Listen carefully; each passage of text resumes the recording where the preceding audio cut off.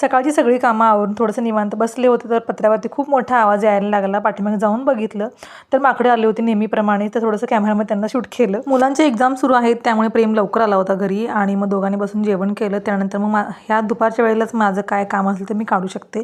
तर नवरात्रीमध्ये भरपूर असं जे ज्वेलरी आहे ते सगळे असे मिक्स वगैरे झाले होते आणि एकही गोष्ट वेगळं सापडत नव्हती. त्यामुळे म्हटलं की चला हे ज्वेलरी वगैरे आहे तर ते व्यवस्थित आपलं प्रत्येक डब्यामध्ये वेगळं वेगळं करून ठेवूया. या बांगडीमध्ये मी असे पिना ज्या आहेत ना ते अडकून ठेवते जेणेकरून पटकन पिना ज्या आहेत सगळ्या सापडतात. नाहीतर मग प्रत्येक वेळेला साडी नेसायच्या वेळेला एकही पिन जागेवर सापडत नाही. तर अशा प्रकारे सगळं व्यवस्थित लावून ठेवते. आणि हा छोटासा जो कप्पा आहे तेच माझं ड्रेसिंग टेबल आहे. तिथेच मी सगळं माझं ज्वेलरी आहे ते सगळं व्यवस्थित ठेवते.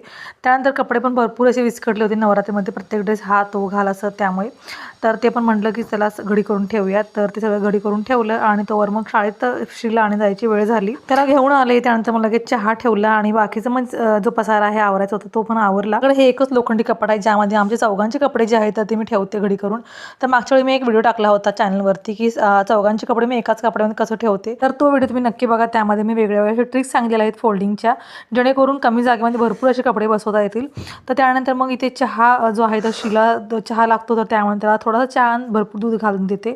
आणि प्रेमला खोकला झाला आहे त्यामुळे त्याला हळद दूध आणि मला चहा असं केला. मागच्या वेळी श्रीने फिश टँक आणलं होतं छोटंसं. तर त्यामध्ये दोन मासे होते. तर एक मासा मेला होता कारण माहीत नाही कारण त्यामध्ये ऑक्सिजनची कमी वगैरे पडले त्यामुळे पण असेल कारण मी पहिल्यांदाच मासे पाळत होतो. तर त्यासाठी मग छोटंसं मशीन आणलं होतं ऑक्सिजनचं. तर ते लावत असताना थोडंसं शॉर्ट झाला. आमच्या कॉलनीमध्ये ना आमच्या कॉलनीतल्या मुली ज्या आहेत त्या रोज प्रत्येक दारामध्ये हातगाव खेळतात. प्रेम आणि श्री पण जातात पण त्यांचा आज मूड नव्हता त्यामुळे ते दोघे गेले नव्हते. तर भाजीला काय करायचं हा रोज मोठा प्रश्न असतो. तर पालेभाज्या खूप महाग झालेल्या आहेत त्यामुळे परवा मी वांगी घेऊन आले होते. आणि आमच्या इथे रेणुकाच्या मंदिरामध्ये महाप्रसाद असतो नवरात्री झाल्यावर त्यामध्ये जी वांग बटाट्याची भाजी असते प्रसादामधली तर तशी भाजी श्रीला खूप आवडते. तर ती भाजी कर मम्मी म्हणून सांगितलं होतं. वांग पण आहे बटाटा पण आहे तर म्हटलं की चला तशीच भाजी करूयात. त्यानंतर प्रेमने ते मशीन फायनली पप्पाकडून लावून घेतलंच. रात्रीची आमची जेवणं झाली आणि सकाळची तयारी करण्यासाठी मी काळा दाण्याची शेंगा जे आहे परवा घेऊन आलेले ते सोलत बसले होते. कारण सकाळी मग गडबड असते आणि त्या सकाळी कुठे सोलणार त्यामुळे मग आताच म्हटलं सोलून ठेवूयात. होता आजचा छोटासा व्लॉग. भेटूया पुढच्या व्लॉगमध्ये. तोपर्यंत बाय.